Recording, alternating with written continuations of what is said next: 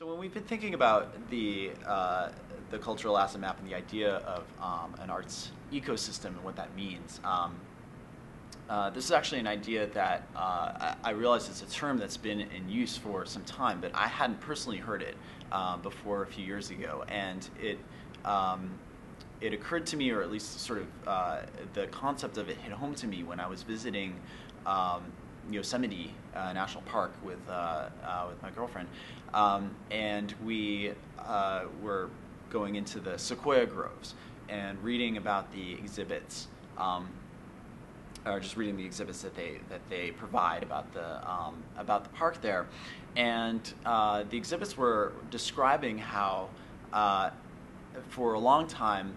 there would be forest fires in the sequoia groves, and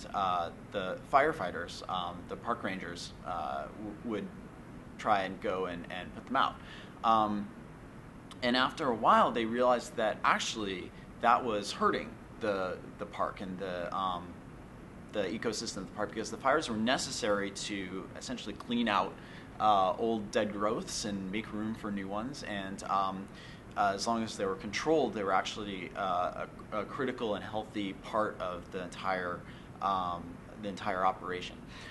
So by understanding nature better, they were able to essentially be better stewards of the park as a whole.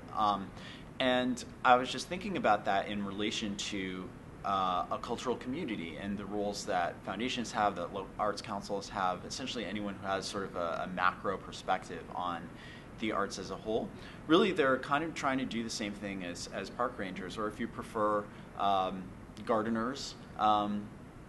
Essentially, what you want is a diversity of life that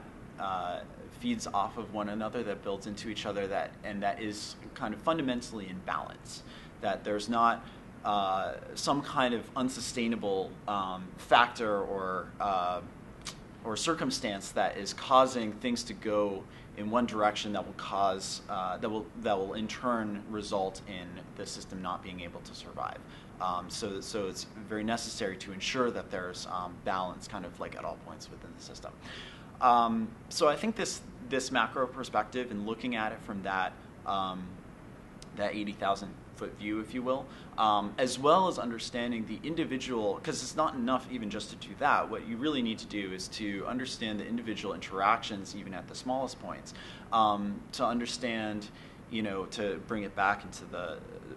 language of the arts for a second. I think it's very important to understand, for example, the supply chains of arts organizations and of individual artists, to understand, what kinds of things they have to spend money on because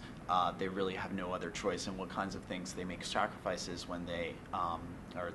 what they do sacrifice when funds are short, and so forth. It's important to understand how organizations, artists, entities within the system compete with each other, how they can collaborate with each other, where they're duplicating resources, where they're using resources in complementary fashion, and essentially to have a really deep understanding of the interconnections, so that one can come up with smart policies and decisions through which to affect positive change and also healthy sustenance.